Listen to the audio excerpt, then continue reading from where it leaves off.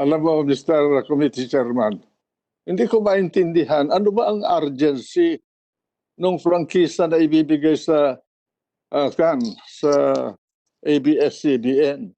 Tapos na yung termino nila. Negosyo dapat hihinto. Ngayon, ang urgency ba niyan ay dahil kailangan malaman ng ating mga kababayan ang nangyayari sa ating bansa? My God! The nooks and corners of this republic is rich, not by television but by radio. Our people know what's going on all over the country because of radio. More than ABS, CBN, and GMA7, or PDP, or the government station, or all the other TV stations. So the question of communication and information is not an issue. The issue here is we must comply with the Constitution. We must comply with the laws. We must follow the rule of law in the country so that wag naman parang linalaro. The franchise of ABS-CBN is a law.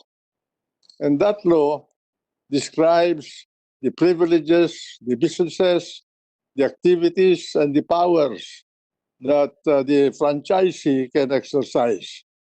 And that law also circumscribes or establishes the limiting date when the privilege can be exercised by the grantee. In the case of ABS-CBN, the law says your privilege to engage in the business of mass media broadcasting will end on May 4, 2020, period. It cannot go beyond that, and everything must stop. Congress must exercise the power of legislation either to terminate it really as it has been terminated by the law itself or extend it. No other power in our government has the right to extend it a minute or a second. The law must be obeyed, the Constitution must be enforced against anybody in this country. You mentioned earlier that you have doubts on this provisional franchise. Can you elaborate further on those doubts? There must be a certain degree of permanence of any legislative action. It cannot be ad hoc.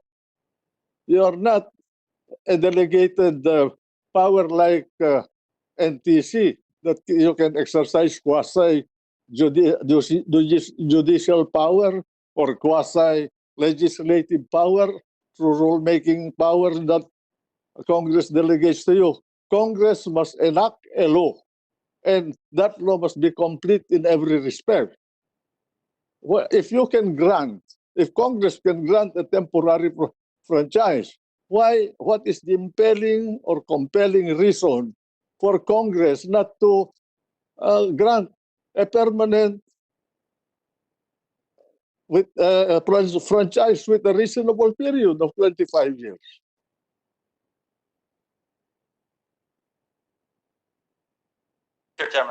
Why don't you, if you think that there is a national emergency, why don't you ask President Duterte to certify the bill so that you can shorten the period of deliberations?